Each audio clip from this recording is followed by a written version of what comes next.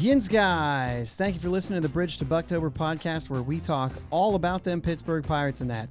Today is April 24th. This weekend, the Pirates lost a baseball game by 3 touchdowns, and I don't really care. We're going to do this thing again this year. The magic number is 4, guys. 4. And this pitching staff has been a roller coaster so far this season.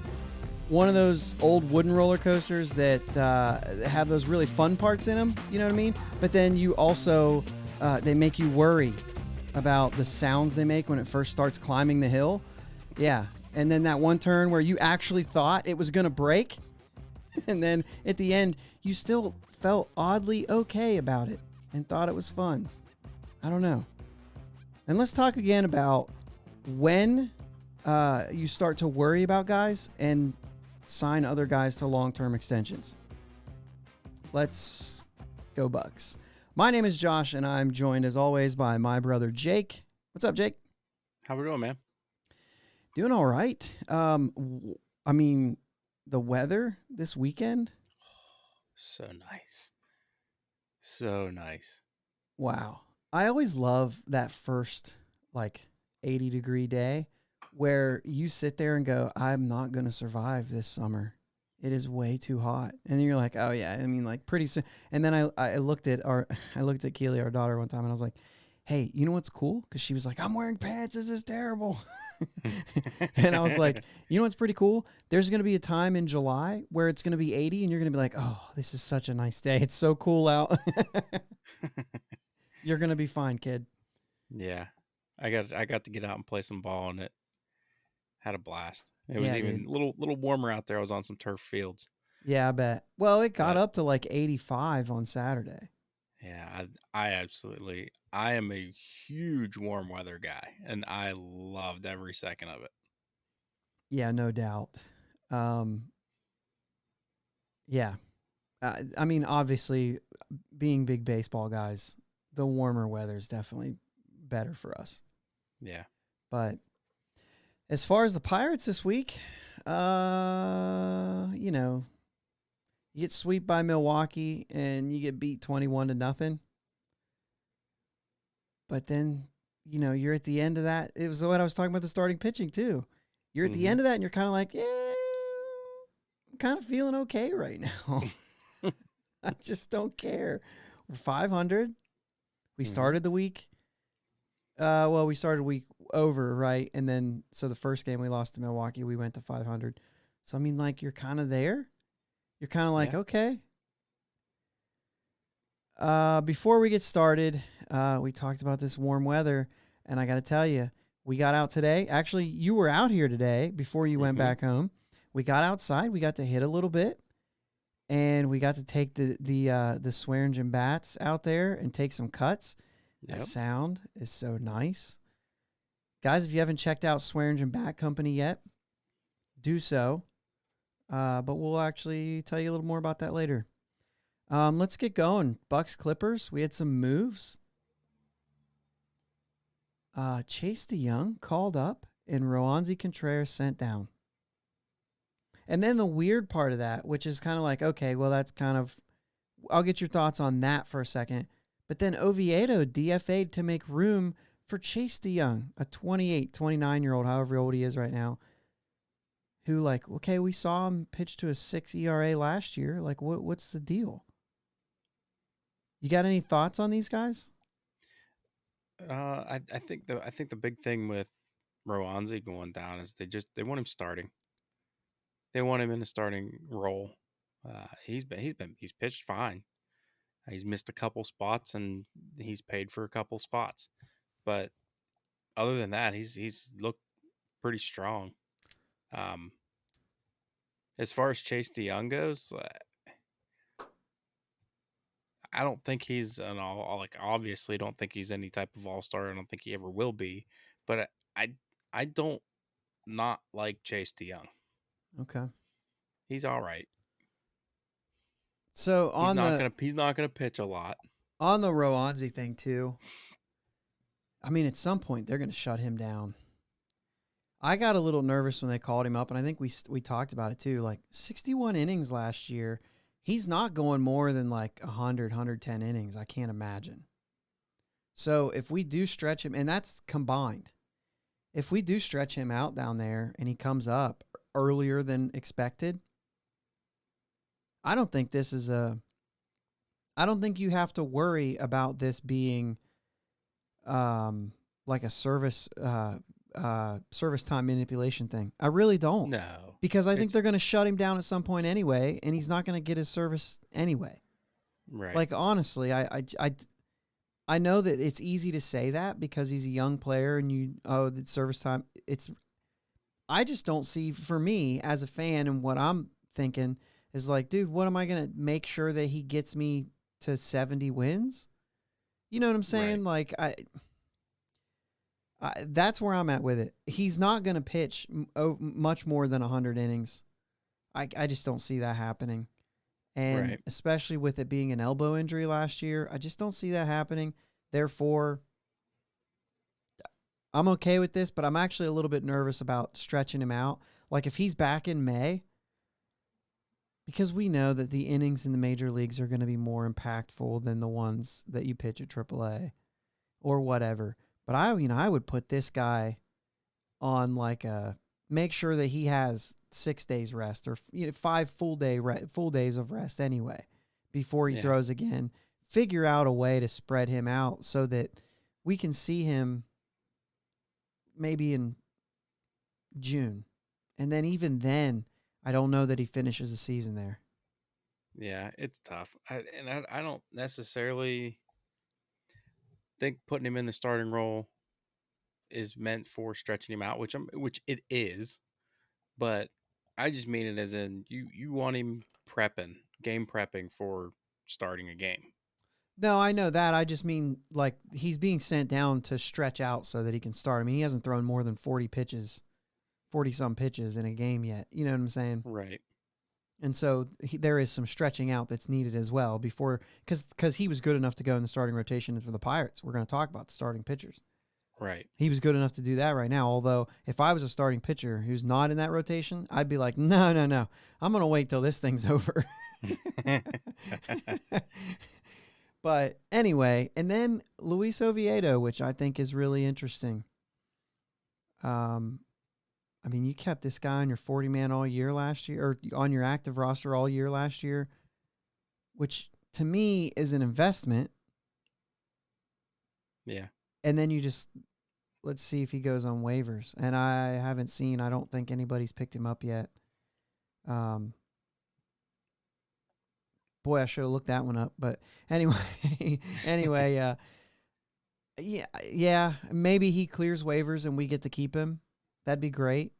But then you're just gonna have to deal with that again if he has a good year or shows signs. I mean, you got Rule 5 coming up next year, and we've got a lot of guys at this point. We've talked about the turnover we think is going to be on this roster, and I hate to say it, but Rule 5 picks are either going to be turned over and other people are going to take them, or we're going to fill up this roster with so many young guys that we're not going to have an opportunity to bring anybody else in. But anyway, that's for another day. The very next day, Friday, reinstated Anthony Alford from the injured list and sent Hoy Park to AAA. You guys, if you've listened to us for very long, you know where I'm at with this. And I don't care if the guy would be a good running back in the NFL. That doesn't mean he's a good baseball player. Right. And I'm not even saying that the guy's not going to be a good baseball player. But I think he's had his chance here, and it's time for him to have his chance somewhere else. That's where I'm at with it. I just don't.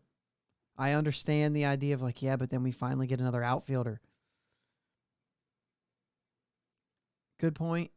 That's about where I stop with it. I mean, really, man. Really, that's where I stop with it. And as a result, Hoy Park goes to AAA, which I'm also in favor of. Or right. I'm actually in favor of. Mm-hmm. You replaced one guy for the next. Now, Hoy Park to me, Boy, in spring training, we talked about the at-bats he was taking. It was like, man, he's just putting together really good at-bats. This doesn't look like,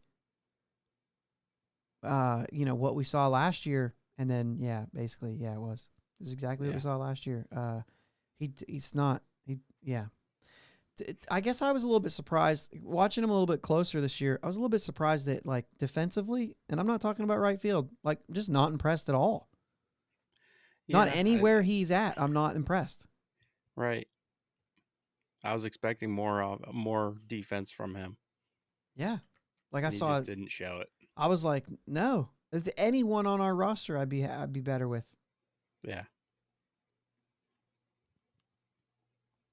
Anyway.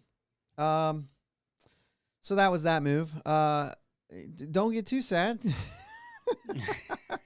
Because he played Friday and Saturday, got a hit in a game that was a piece of garbage anyway.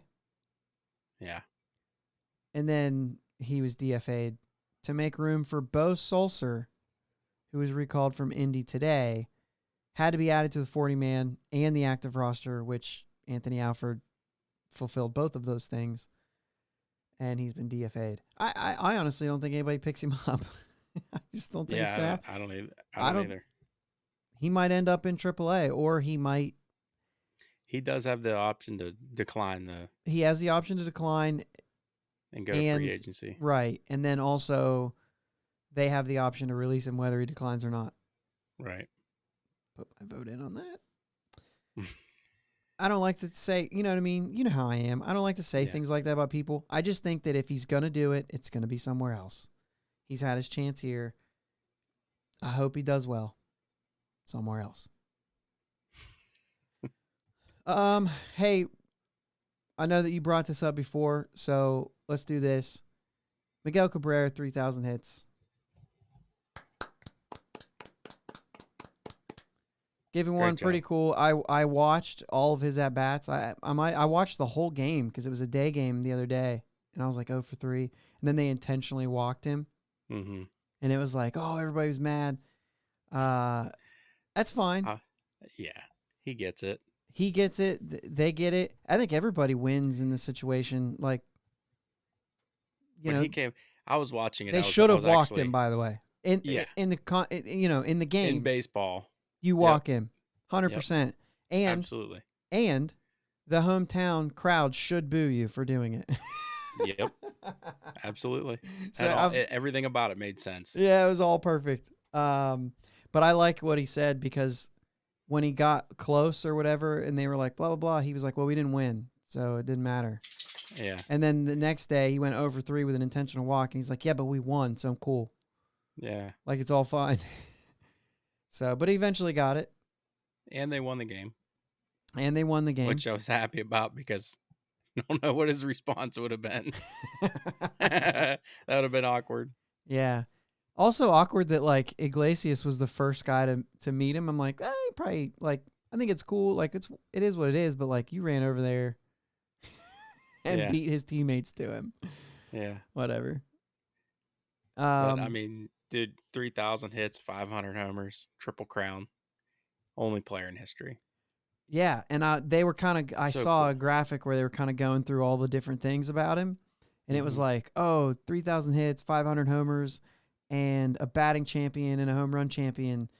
And when you get to that, it was like, just him and Hank Aaron. Yeah.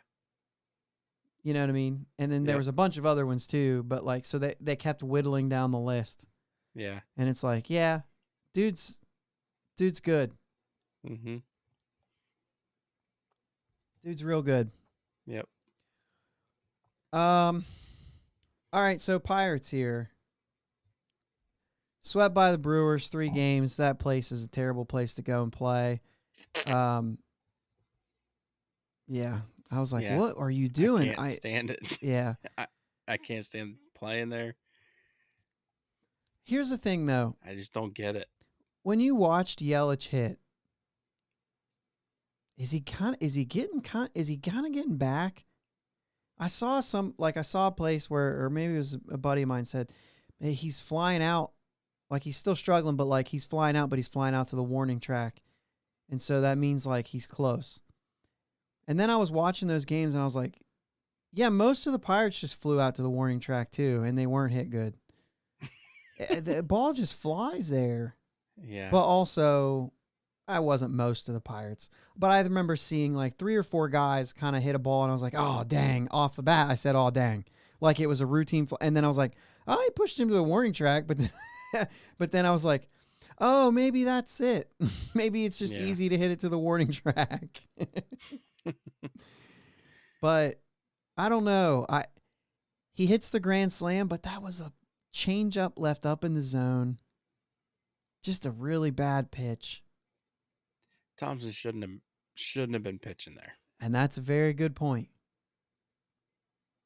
That's a very and that's been heavily expressed. Yeah. On the Twitters. Yep. Yeah, I mean,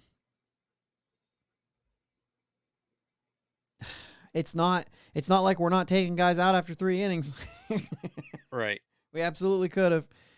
But yeah, that's crazy. Castillo gets his first homer in that game. Yeah.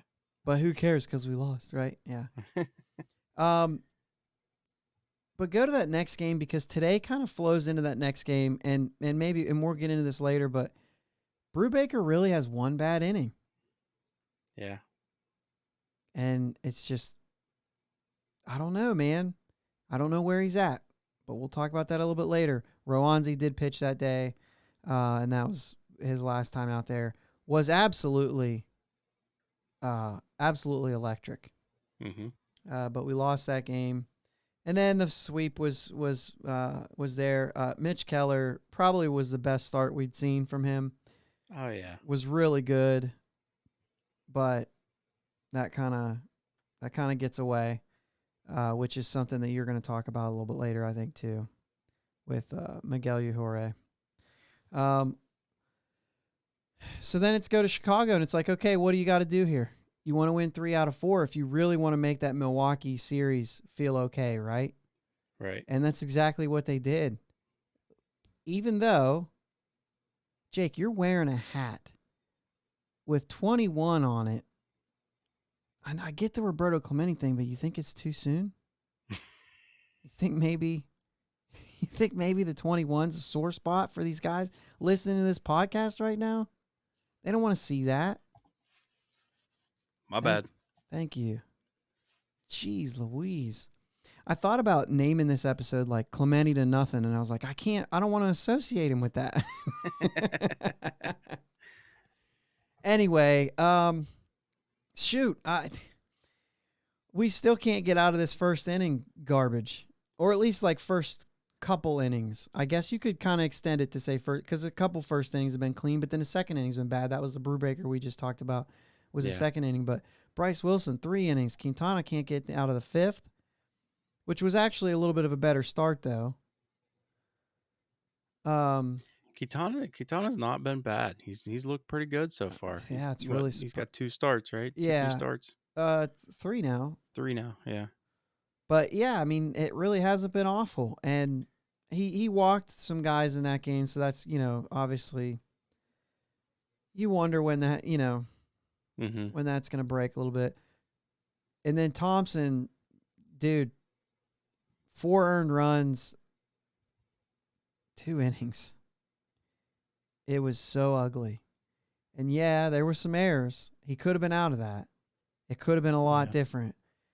But it's one of those things where it's Mama said there'll be days like this, right?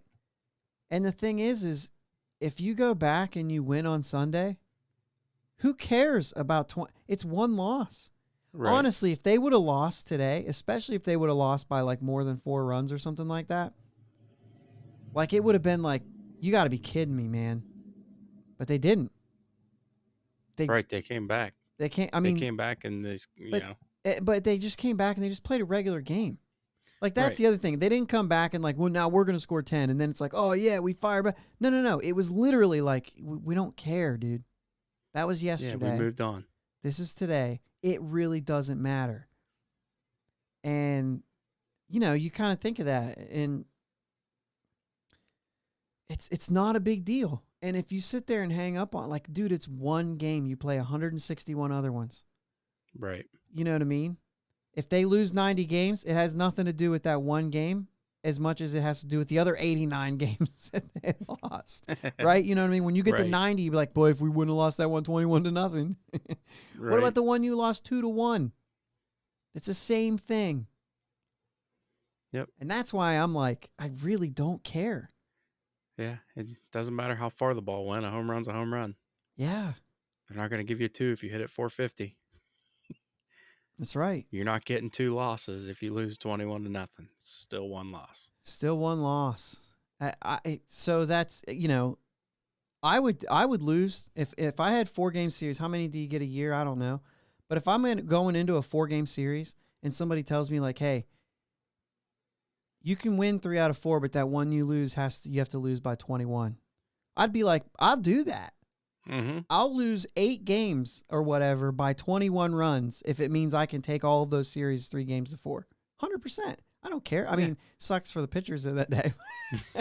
But other than that, I mean, Diego Castillo now gets to make his pitching debut and gives up 4 runs. Dude's ERA right now is 36. I mean, what are we going to do about him?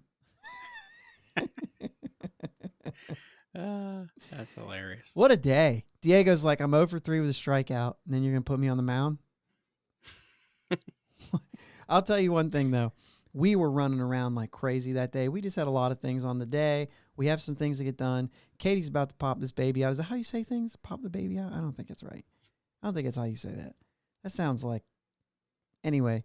You can say what you want. Yeah, it's a good point. I call them gyros, right? I don't care.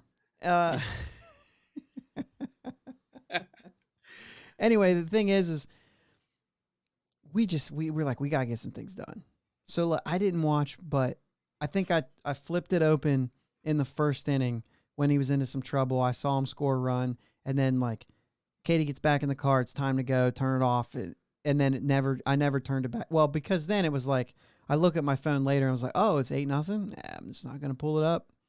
Oh, it's 13-0. So then finally we get out of Costco or something. I was like, we lost 21-0. It's like, holy cow. So I didn't even get to see that game. And I was like, that's a good day to miss. Yeah. Good day to miss a game. Yep. So let's go ahead and bring that in. We're 8-8. And I did this all year last year. All year last year I talked about this. And it looks like we're going to do it again. I mean, baseball, what? Go ahead. You got something. I do. You do have something. I almost What's forgot up? to, yeah. So we lose 21-0. We come back and win the series. That is the first, look this up. It's the first 4-game series win at Wrigley Field since 2006. It's not easy to take a 4-game series. Dang, girl. Oh, you say it's not easy, but also I'm saying, yeah, that's a long time. It's a long time. We had some good years in there. I will trade that 21-0 loss to get that off our backs. Yeah, and it's the other thing. What was it, like a series win? Greg Brown, you said Greg Brown said it, just a regular series Greg Brown win. Or somebody mentioned it in the game. It was just a first series win at Wrigley Field since 2018. So I mean, even that's big, which that I believe because we haven't been good, but right. Still, I mean, I'll trade that. I'll trade that to get, to reset that clock. Yeah. So I mean, like my buddy Josh was texting me and he said, "Are the Cubs that much better than the Pirates?" And I'm like, I could say the same thing. We just took 3 out of 4. Right. We've taken 4 out of 6 on the season so far. Did I do that math right? 4 out of 5. No, 4 out of 6. They beat us. We split it the first week. That's right. It was only a 2-game series. It was only a 2-game series, yeah. Yeah, and we split it. Yeah, so 4 out of 6. Yeah. By the way, I asked him if that was really good because my math has been really bad today. For whatever reason, there's like a hole in my brain, and I've like lined up a couple of things, and Jake was like, dude. And I'm like, okay, this is going to be fun tonight. So he's going to be my fact check on the numbers because for whatever reason, major brain fart over here. So back to the next thing here. 4 runs. This is what I talked about all year last year. 4 runs. Score 4 runs. So we're 0-8 this year in games where we score less than 4 runs. 0-8. I know if we would have scored 4 in some of those, we wouldn't have won, but that's not the point. I think had we scored 4 runs in every game we've lost, we still would have lost 6 of them. With the home opener, we would have won. And then I think we lost. Well, one of the games of the Brewers this week was 4-3, 4-2. Scroll up 4-3. That was the Cubs. Go a little bit further, 4-2. So we would have had to push extra innings there and do something with that. But the other games, 6 losses. So that's fine. But in games where we score 4 or more runs, we are 8-0. I mean, part of that too, when you're scoring runs, sometimes some of those runs that the other team's scoring, they may not score because you have the momentum. 100%, but that's what I'm saying. Depends on when you score the 4 runs too. Yeah, like if we would have scored 4 runs in that 21-4 game, we would have had to change the numbers. Or 21-0 game, it would have been 21-4. Right. You know what I mean? Like it'd be like, oh yeah, well, in games where we score 4 or more, we're 8-1. You know what I mean? But still, right. I mean, this is crazy. 0-8 and 8-0 because it's usually not quite that separate. You know what I mean? But this is like all you gotta do is score 4 runs and you win. Right. Even those, like I said, some of those games were like 9-5 or whatever. You know what I'm saying? I think they were 9-4, 2 9-4 wins. But you know what I'm saying? Yeah. But that's like just score 4 runs. I know it's easier said than done. Right. But that's where we're, I went on and on and on about it last year. That's your magic number. Get to 4. See where you go from there. I understand our problem is we usually have given up 4 before we even get to the 3rd inning. So we're going to have to do better than that. But it's just there. And I'm going to bring it up because I do. Score 4 runs. I think because it takes a little bit. We talk about the pitching all the time. All the pitching's why we're losing. Kind of. Looks like right now, if we don't score 4 runs, we lose. There will be some games that we don't score 4 runs that we'll win. Absolutely. They just haven't happened yet. So here we are, 16 games. And we're 0-8 in games we score less than 4 runs. So, any other notes from this week's games? Any of the guys that, aside from pitching, since we're getting into pitching next, anything else this week? I mean, oh man. I mean, I will say, actually, do you have anything? Do you have any hitters that are kind of standing out that this just from this week? A tough week for Reynolds. Yeah, again. Hayes continues to hit. Yeah, best player right now on the Pirates. Mm-hmm. Newman seems to be trending up. He's hitting the ball hard still. Don't tell Twitter. Right. They'll hate you. But he is. I mean, he's over 3 Saturday, but that once again, 21-0. Mm-hmm. But 2 hits today. He's up to 222. And it's not just that. What was it? The other day he was 1 for 3, and one of his hits was like 88 miles an hour, and it was a hit. And then the 2 times he got out, they were over 100. Yeah. What are you gonna do? It's tough.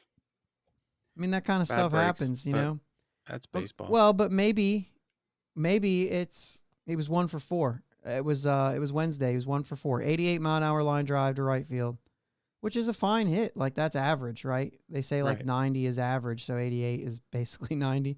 So that's average. And then he hit 2 over 100 and gets out on him. And I think he struck out once. But either way, I'm like, maybe Newman's game isn't hitting the ball hard. Maybe he needs to stop hitting the ball hard. I've seen him fly out to, like, deep outfield a few times, and it's like, that's not... That ball he hit today, dude, was like 107 off the bat for that double, the go-ahead double. Dude, that ball was smoked. Yeah, other than that, there's pitching. I mean, like, we saw big weeks from Crow, from Peters, from Bednar, like, especially in this Chicago series. Even Stratton. In this Chicago series, we saw some nasty stuff. And that's what we're going to talk about next. But let's go ahead and get a break. And then we'll get into that pitching. And we'll get into some other things too. Cool? Sounds good. All right. Let's take a break. Thanks for listening to the Bridge to Buctober podcast. Check us out on Twitter, Facebook, Instagram. It's Bridge, the number 2 Buctober. Audio podcast available on your favorite podcast platform. Video podcast available on YouTube. Follow, subs, likes, comments, replies. All that helps. Talk to us. We'll be right back.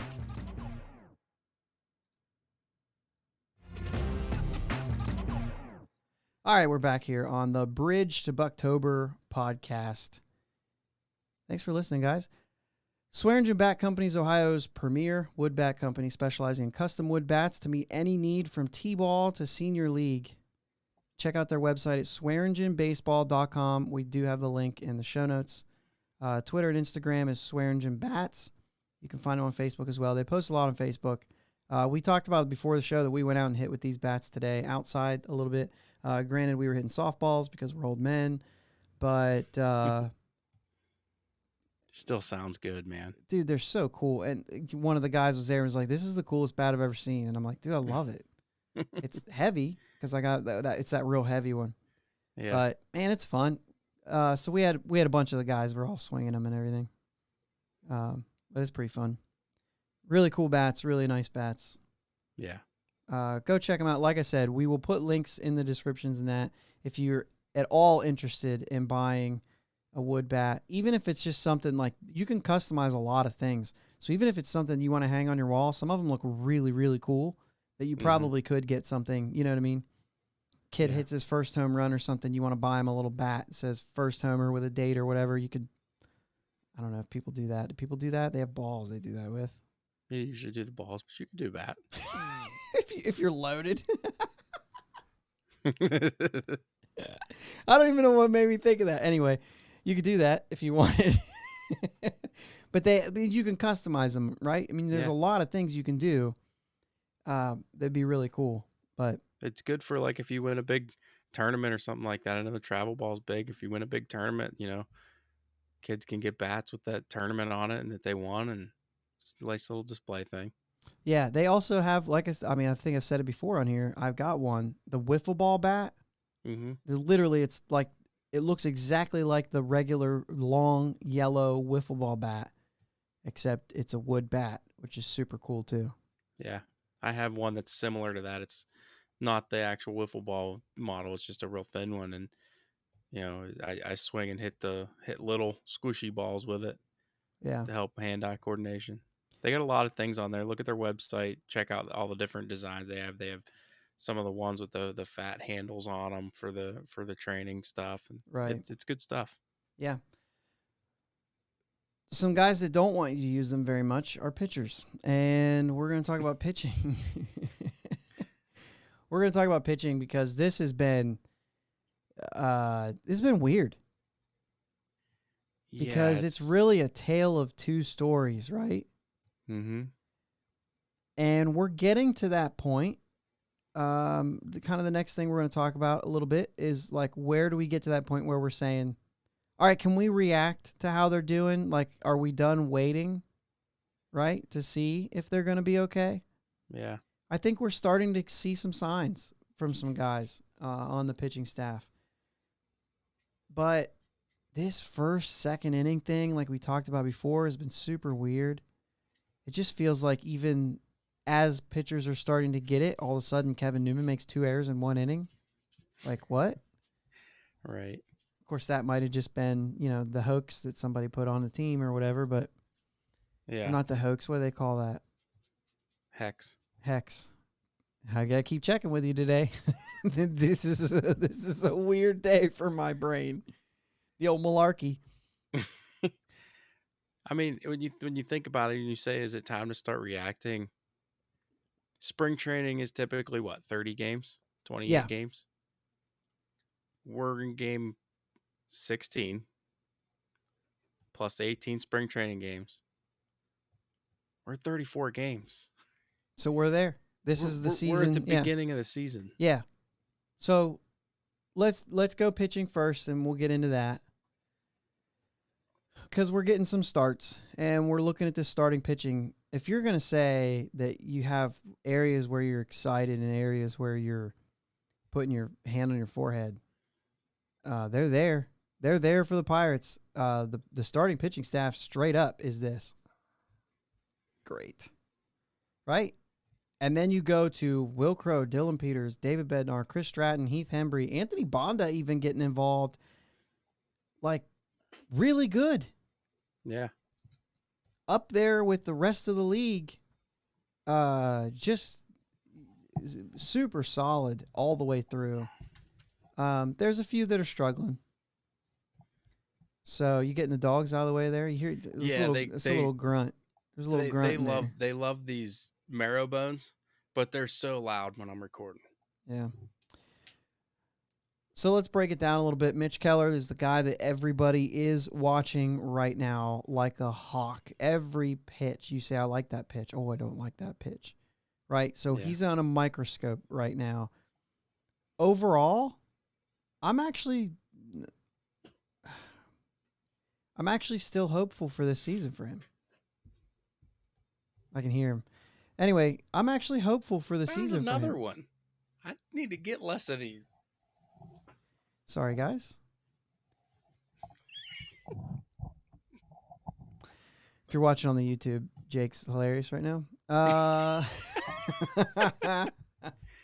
So anyway, Mitch Keller, I'm still kind of looking forward to his season. I'm still hopeful that this is a good year for him. Yeah. I feel like there's been a lot of signs to show that. Yeah. He's definitely that last start. I hope that was his turning point. Right. But we said that in games last year too, and he'd come out the next game and it was but last year it was so like so much one different. good, one bad, one good, one bad. Yeah. He hasn't had, has he had like that bad start yet? You know what I mean? Like last year there were clear cut he was bad today. Yeah. And I just don't know that he's really had that. I'm looking at his game logs now, and we've got the game where he goes 4 innings, gives up 4 runs. He goes 3 2/3 and 4 runs. But I still felt like there were things that we walked away from those games and said, if he does this better. Yeah. I guess that second game against Washington was because he couldn't get out of the 4th inning, and he had the 3 walks. But then he comes out, he walks nobody. He strikes out 7 against Milwaukee, who's swept us. Right. I expected that one to be rough, and he showed that it wasn't. And so I'm still hopeful for him. I do not read ERAs this early in the year. Like, it's not going to happen. They don't matter unless they're good. Then you can say they matter. Right. But anyway, the one that's been really frustrating to me is JT Brubaker, because I watch and I'm like, he doesn't have it. And then in the end, I look back and I'm like, I mean, if it wasn't for this or this, right? He had the one bad inning on his start before today. Today it was like the first inning was rough, and then it kind of caught up with him a little bit, but it felt like there was a lot of things that he's doing well. What was that? Is that the one in Milwaukee? He had the bad second inning. He had a 1-2-3 first inning, a 1-2-3 third inning, a 1-2-3 fourth inning, and a 5th inning. Yeah. 15, 8, 16, 18 pitches I have in my notes. Like, those are all pretty effective innings. And then he had a second inning that was awful. But even then, like, he had 2 outs before the error was made. and Yeah. then he walked a guy, a broken bat double to Colton Wong. Like, he snaps a bat there, and because of that, it's a bloop double. And he gets the next guy. He threw 11 pitches in that inning that he didn't have to throw, and it would have been another inning that, you know what I'm saying? If he can limit that damage, you can't fall apart and once there's an error. Right. You know what I'm saying? You expect it. I mean, he walked a guy, and really the pitch of the broken bat wasn't like a great pitch. You know what I mean? Like, you know what I'm saying? And Yeah. And look, I'm just gonna go with flip side of that. It was a good example of today. Will Crow's in to pitch, gives up a what was it? I think he just gave up a single, and then Patrick Wisdom comes up and hits this blooper. I'm not even gonna say blooper. It was a fly ball on the infield, and it dropped behind first it was base. a pop-up. Should have been pop up. That's a good word. It should have been caught easily by Yoshi or Chavis. And It should have been, should have been caught by Chavis. Could have also been caught by Yoshi. That's how I'll say that, because that's Chavis's ball. But Yoshi, 100%. when you look at the ball, you're like, Yoshi could have caught that. Right. But it is Chavis's ball. But when Chavis is playing in the shift and he's playing behind second base, He had plenty of time. Yeah, I understand what he you're had saying, plenty but he of had time. plenty of time to get there. But Yoshi's, I mean, come on, man. You got to see where your defense is and be like, oh, I could help on this one. And he shut it down when he saw, he shut it down when he saw Chavis coming. He shut it down when he thought never mind. Anyway. No. Go ahead with that. He shut it down because he probably didn't know where the ball was. Okay. But it's just Yoshi's defense. But yeah. You know, More Will on Crow that. comes back. It just shuts him down. He says, all right, I guess I'm going to take care of this. Yeah. Not, oh, man, my team didn't get what do and I don't do think, now? And I don't think that Brubaker's thinking that. Yeah. Right. But still, when your defense, because your defense picks you up, especially as a starter. Yeah. Especially when you got Key Bryan over there. You know what I'm saying? Mm-hmm. I know what happened today, but like there's a run because of a Key Bryan Hayes error that was, I mean, it's a bad error. You're going to have those. Physical errors are going to happen. Yeah. So for the well, and that's who we're talking about. We're talking Brubaker in that one. You know what I mean? Mm-hmm. You got to find ways to get through that. And so another one today with an error behind him, and that run ends up scoring. So he gave up the 2 runs in 3 innings. One of them earned, not bad. He strikes out 4, which were he had to K 3 in that first inning. Here's a question for you. I think we've had this discussion maybe last year at some point, but you know, we've got some new people listening. If you strike out 3 batters in an inning where you gave up 2 runs and 3 hits, did you strike out the side? Yeah. No, you didn't. You did. I think that's a garbage way of saying it. I think the whole side, you strike out the whole, you didn't. You got all 3 outs via the strikeout, but you didn't do it. You didn't do everyone who came up you struck out.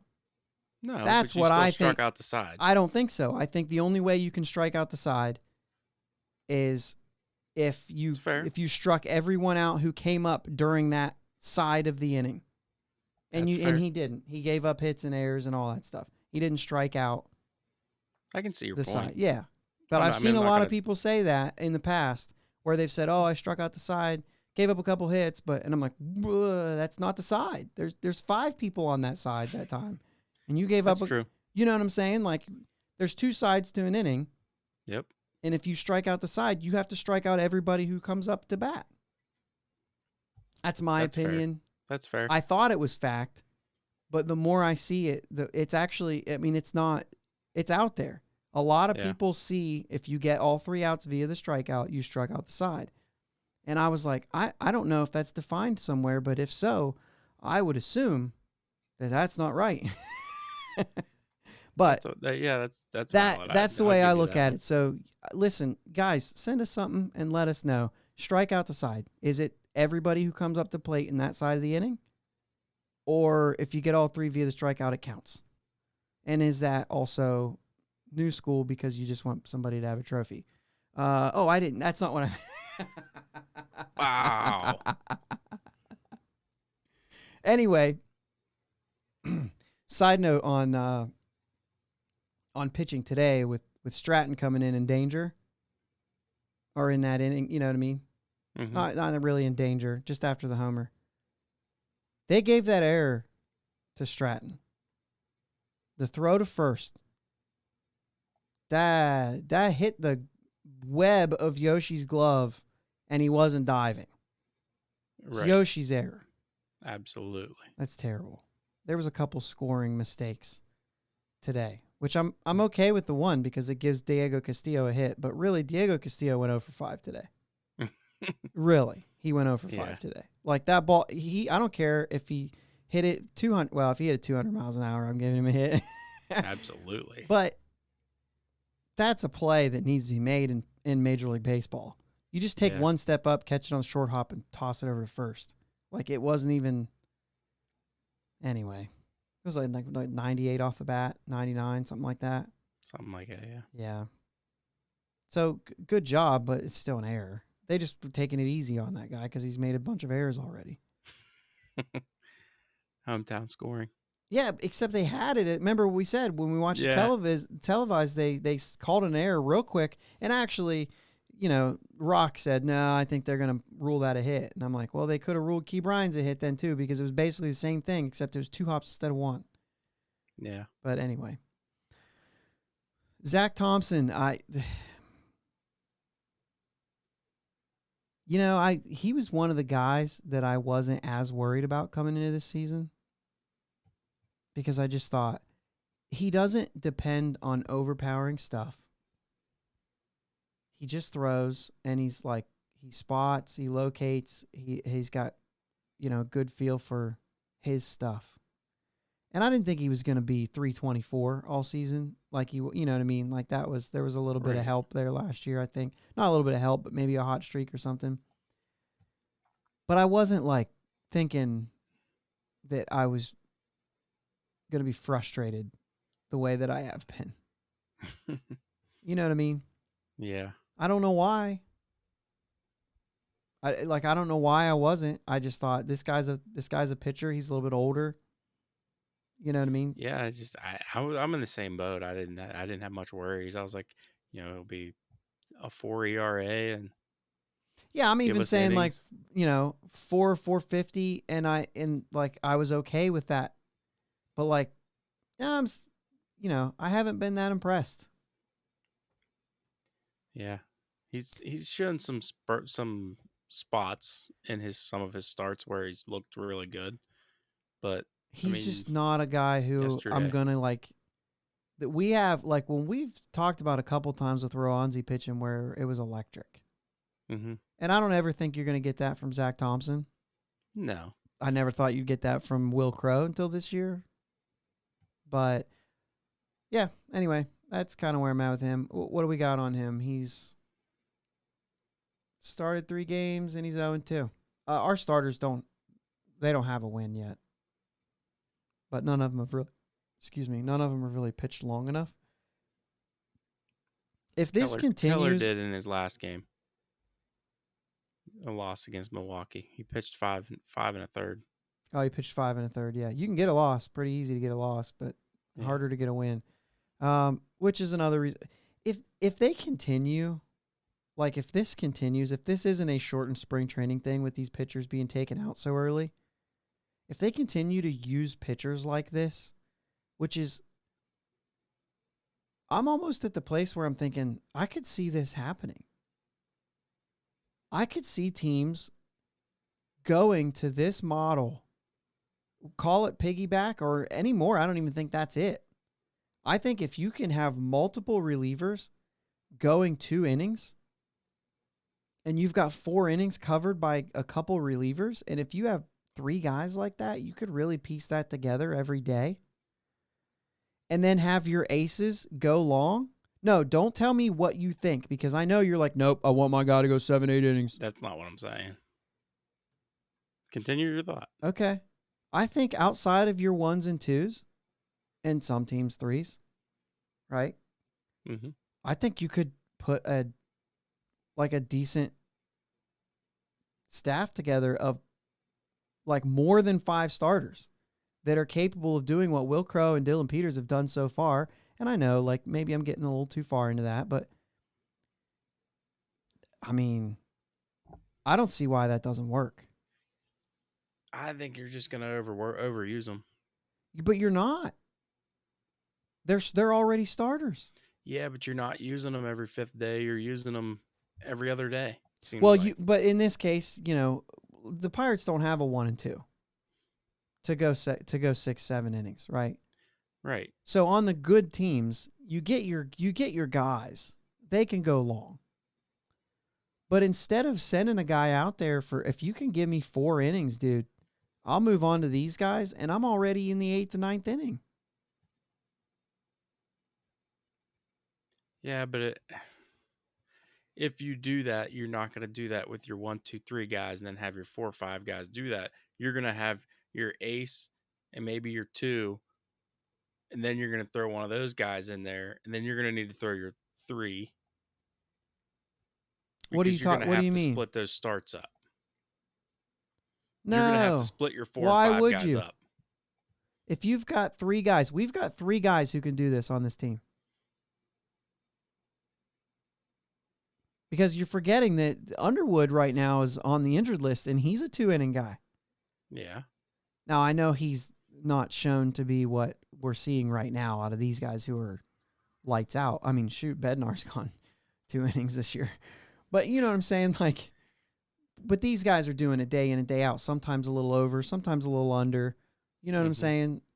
And I just think that why wouldn't you? If you were able to say, you've got all these guys on our roster right now. Now, granted, I don't know that any of these guys really fit that. You could say Mitch Keller would fit into that.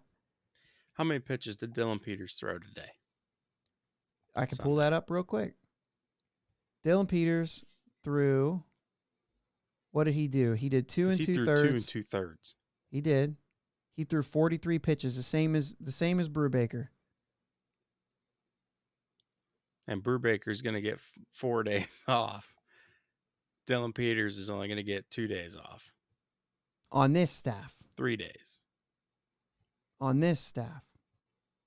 And he's got Monday off already. Right. I'm just saying. And the next time he comes in, he only throws 1 inning. It's just asking a lot out of those guys out of the pen. I don't think it's a model that's sustainable for 162 games. Okay. But I think if you're on it, I think we do what we got to do. I'm not saying this is bad for us by any means. It's working. Is Will Crow the same? Does he have the same appeal to him if he only goes 1 inning? I'm not saying that. Yes, to me, yes. I mean, he's going to go out and be lights out. I think what's been so impressive about him is the fact that he's going more than an inning doing this. But I would be equally impressed if he goes out, does his job for an inning, and comes in. But equally as impressed. So why is it? If I go 5 days, if I throw 80 pitches, and then get 4 days off, and I can go 80 again, then why can't in those 5 days? Why couldn't I go twice for 40 pitches? It's the same thing. You get your days off him, and usually they don't go 40 pitches. Wrong, but you know what I'm saying? Like, you're not going 80. You don't need 4 days off. You could go with a couple days off. You need 4 days. But you need a few days. You could go a couple days and be bounced back from 40, especially if your next outing is only 20. I mean, you could technically, if you throw 40 pitches in a day, you can come back in 2 days. Like, you can have 1 day off and come back. But you're not going to be able to do that all year. All year, right. Yeah, the next time you come out, it might be a short outing. You know what I'm saying? Like, I understand that, but I'm just saying, you could put together something like this. I'm telling you right now, Will Crow, and we'll go into him right now because he's been really exciting. He's doing what he's doing, not because he figured something out, in my opinion. I think he's doing what he's doing because he's realizing, well, if I only have to throw half the amount of pitches, I can go a little harder. Yeah. You know what I mean? And I think his whole attitude's changed. It is. There's a lot of confidence going on there, and I'm sure that Will Crow will tell you I would be just as effective as a starter, and he should tell you that. I want that from him. But I'm just telling you right now, if I know I only have to throw 20 to 40 pitches versus trying to save my arm to go deep, like I'm going to throw bullets. You know what I'm saying? Well, I'm not. My arm's dead, but Wow. if I'm Will Crow, I'm going to throw bullets. And that looks like that's what he's doing. I think there's something to it. I think that these fringe starters, when you give them an opportunity to say, hey, you don't have to last that long, then they maximize. They cut out a pitch that's maybe not that good. Right? Now I really only need 2 pitches. Because I'm only going to face a guy once. I'm never going to face a guy twice in a game. Maybe twice in a series, but you know what I mean? So I only need 2 pitches. I loved the Patrick Wisdom at bat. Was it Wisdom? But it was it? Oh, I'm losing my train of thought. That was here there was change up, or a curveball. I can't remember which one it was. But it was off speed. Yeah. 4 straight off speeds. Fouled 2 of them off. We were like, come out for a mound visit. I almost said Russell Martin. Roberto Perez comes out, talks to him, and he's like, there's no way he's going to come back to this curveball. No way. Throws high, way out of the zone. No chance of a swing. And then it was Stratton. It was just Stratton at bat against Wisdom. Then he's like, okay, so he did this. Now he's coming back off speed. And he says, nope, high in the zone this time. No chance. Yeah. I loved that at bat. That was Stratton pitching. Stratton, yeah. Stratton's worked himself into some jams and got himself out of them too. Mm-hmm. And not gotten himself out of them. But I think he's fine too. He's been good aside from that his one. His average, if you're in the spin rates, his average spin rate on his curveball right now is ridiculous. It's like 3,200, 3,400. And the league average is like 2,800. I like that they clarified that they meant for this year. Yeah. I wonder what that looked like last year in this time. Right. You know what I mean? Bryce Wilson. Man, he's just so inconsistent. Do you see anything there that makes you more interested? I do. He's got stuff. Man, I just don't see it. And I'm not a pitching guy. I think he could be a guy we shift to the bullpen, and I think it would benefit him. I would be curious to see that. He seems so like passive, and you know what I mean? Maybe that Will Crow thing, maybe there's a mentality piece of it that you got to get to. But you don't have to. I mean, Will Crow's been like that because of confidence, but that's not saying that Will Crow didn't used to be like that. I mean, like every one of these pitchers, no matter how bad they are, dominated most of their life. Right. You know what I'm saying? And so, but Bryce Wilson just seems so quiet all the time. And I think like, and I don't mean like, oh, he's not talking. I mean, his body language is you know what I'm saying? He's calm and he's quiet. And a lot of times you like that sort of thing. But in this case, I feel like he pitches soft at times. And maybe I'm wrong about that. That's the vibe I'm getting right now that makes me kind of think, man, I don't know. What's in the tank if he goes to the bullpen? Give it to me now because you're not going more than 3 innings right now. So go ahead and pretend that you're only going to throw 40 pitches because it's about. I mean, like I know he's getting like more than that, but it doesn't feel like it because he's not efficient. There's just not a lot to like, and maybe I'm missing. You know what I'm saying? Maybe I'm getting mixed up in, what the results are versus because his ERA is right around the same thing that Brubaker and Keller's at, even though I think those two have the ability to take a turn to do something different, and I'm not seeing those types of things from Bryce Wilson. And I haven't since, like I told you early in spring, there was something that didn't feel right. And I was looking forward to seeing him to see if something would click with him. But since he's shown up, I've been like, I don't know. You know what I mean? Yeah, and it's a valid like concern. It's not like I've seen a lot. He's definitely got some stuff he can play with. I'd like to see him in a bullpen role to see if he could just come out and turn a corner with letting things loose. 8 walks and 6 strikeouts. I mean, that's the thing that stands out to me. Quintana is 8-8. Everybody else is really on the side. Zach Thompson's 7-9. That's not good either. And Brubaker's 11-7. Like, the walks have to stop. Yeah. But like Mitch Keller, 5-15. That's a little better. Yeah. You know what I mean? Like, and we just don't have that from those guys. You look through our bullpen, it's almost all good. Like almost all really good. 3-1 is what you typically. Diego Castillo's walked 1. He hasn't struck anybody out, but 3-1 is your kind of starting point. And that's where Keller's at. Nobody else is there. That's where Keller's at. Nobody else is there.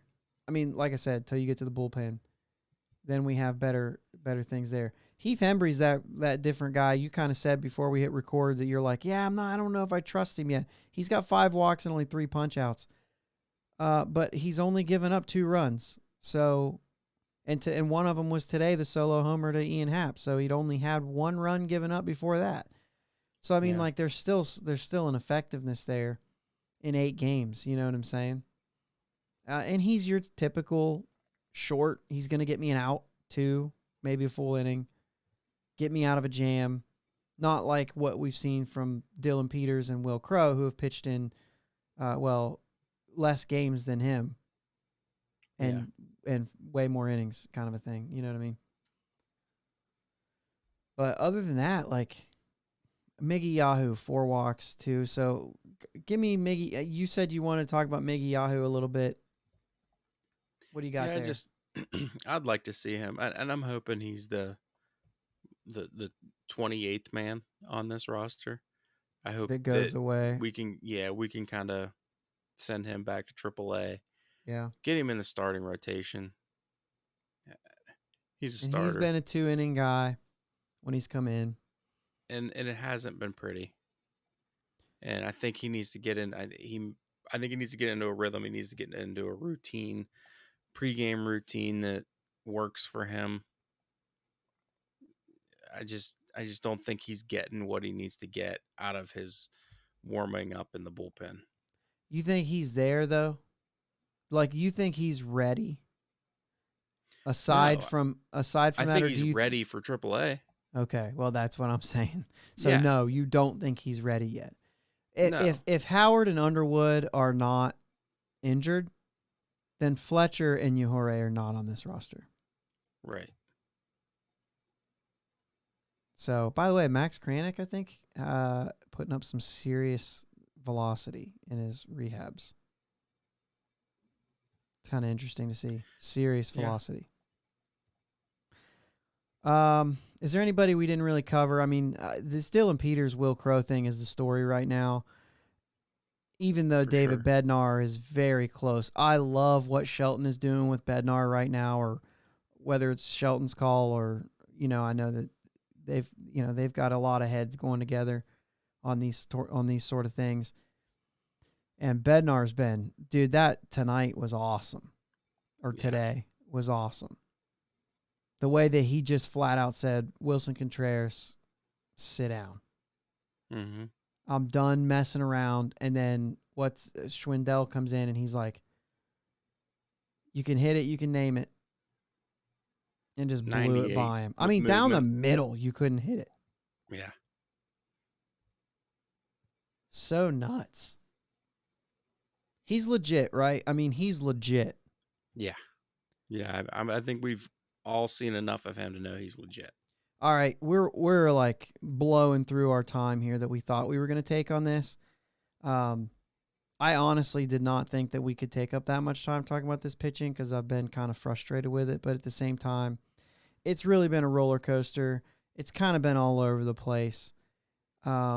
We had another thing we were going to talk about. I say, let's close with our thoughts on this and move on, and save some of these, maybe some of our thoughts on this for another day.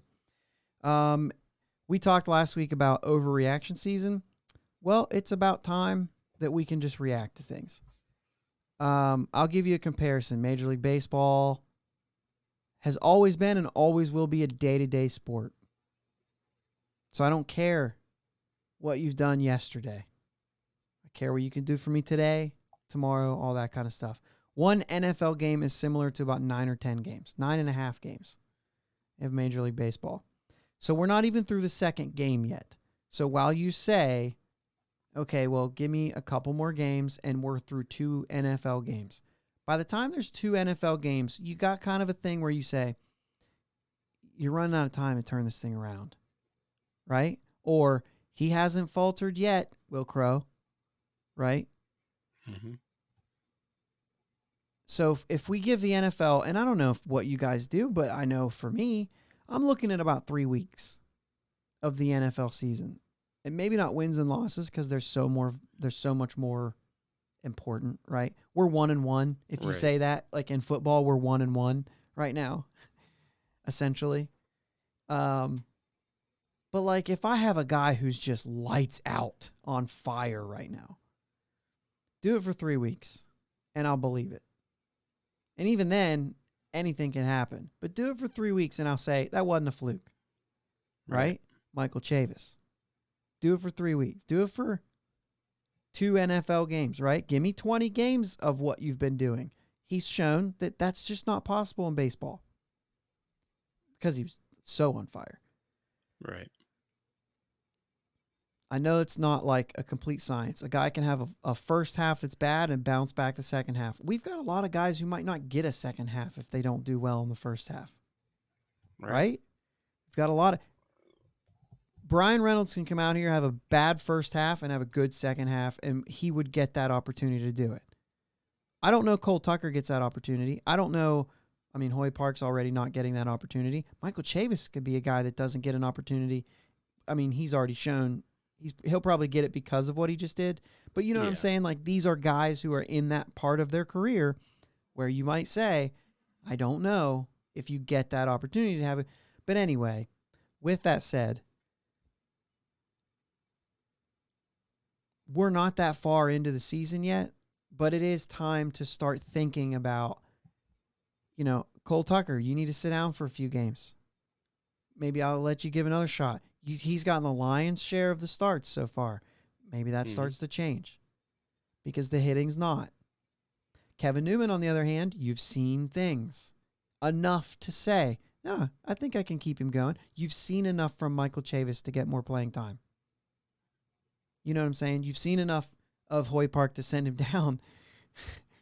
And that's what I'm saying. Yes, you can start seeing those sort of things. Brian Reynolds, you got thoughts on Brian Reynolds? I do. You do? Real quick, my biggest comp to Brian Reynolds right now in the season he's having is Freddie Freeman from last year.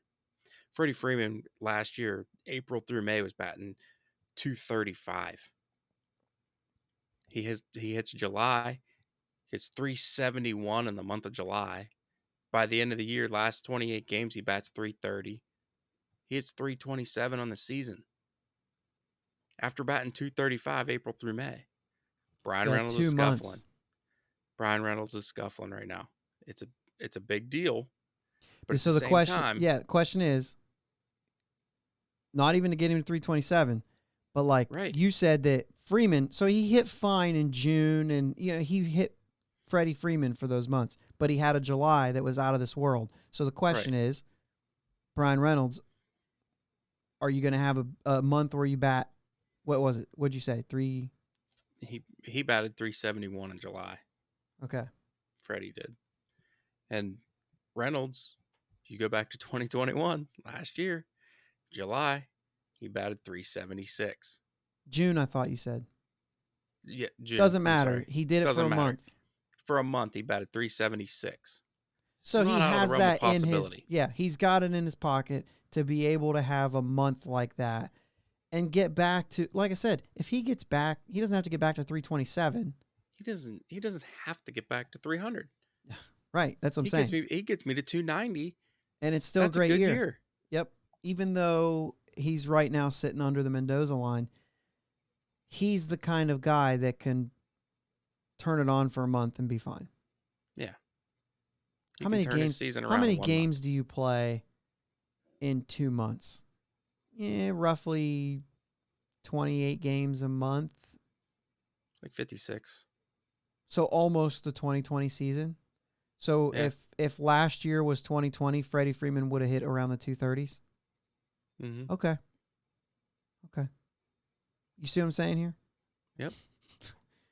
Sometimes that happens. And he still turned it around and hit 327 in that same year, meaning Brian Reynolds could have actually turned it around and had a decent year in 2020 had it been a longer season. It's a good point.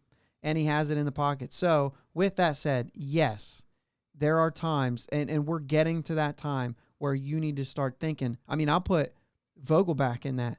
Right now, I mean, it's kind of a mixed bag with him. It's kind of, he's doing well. He is. I mean, he's hitting over 300. He's the only one consistently threatening to hit home runs. And it's there. You're still waiting a little bit longer to say, like, all right, I'm in. You know what I mean? Yeah. Now, as a fan, I mean, we're obviously in. Like, we want to see these guys do well, period. Yeah. But, yeah, overreaction season, probably over. I think we're now, like I said, we're now in, like, the fourth quarter of the second game. And I think by then, you would want to see your quarterback playing well. Right. Or else you start worrying. It doesn't mean that he's done. It doesn't mean that any of these guys are like, I'm done. No, but you can start worrying about some of these guys who are struggling. Cole Tucker in spring training looked like there was more going on. It feels like he's abandoned all of those things. And he's one of the big ones that's like, you're running out of time, dude. And as Twitter knows, I like Cole Tucker. Not because he's hitting under 200, but because I think he's a fun dude. Has nothing to do with baseball, why I like him. I would like to like his baseball, too. He's making that hard. Making that hard. I think he's one of those guys the Dodgers are going to end up picking up and turning him into Justin Turner, Max Muncy. Like, I just think it's going to happen. They just have a knack for that. And I'm not there yet, but maybe a good chance he's not going to do this for the Pirates. Yeah. Maybe he figures it out with, another club. But I'm not there yet. Just saying, getting close. Right. Love to see him do well. Just like the rest of these guys, I'd love to see him do well. It's our buccos out there right now. You know what I'm saying? They're battling. And I'll say, like, you got to clean it up, but like they might not. Like, we know that. We know that some of these guys might not clean it up. That's what we knew we were getting into before the season. It's been fun being 500. Maybe we'll see this. Maybe they'll go through. All they got to have is a couple hot streaks, because they're going to have cold streaks. It's baseball. That's what happens. Have a couple hot streaks. You never know. Yeah. O'Neal Cruz, last thing about these guys who are starting off slow. O'Neal Cruz hit his first home run today. A walk-off. Yeah, it was a line drive. Walk-off home run. 2-run homer in the 11th. They were down 1. Yeah. Smokes a 2-run homer. Stood at the plate. Chucked his bat. You could tell there was a little bit of frustration in that. You know what I'm saying? Finally, when he rounded second base, he looks at his watch like, man, it's about time. Yeah. It's an old. That's a bowling term we use when we don't strike in the first game. We finally get a strike. We're like, what time is it? It's about time. It's about time. He'll Well, be fine. it's about time for this week's show to be over. Maybe next week we will go over some of the minor league guys. But we'll also see. That time. It's about that time. But maybe we'll also see, what's going on this week and stuff like that, and see how it happens. And also, I should probably say, maybe one of these weeks we get like a really short episode. Really short, because we're about to have our. The reason I say short one and not like skip one, and I'm still on not skip one. When it's your third kid, dude, you can figure it out. You can figure it out. Maybe for the first kid, you're like, okay, what do we do? But third one's like, just put him in the corner and figure it out. Everything's fine. Everything's fine. He's crying. He needs his mom, not me. That's going to be it pretty much for a long time. Okay. Yeah, but anyway. She's due very soon. Yeah. So anyway, we'll see how that goes. But until then. Let's go Bucks. Let's go Bucks.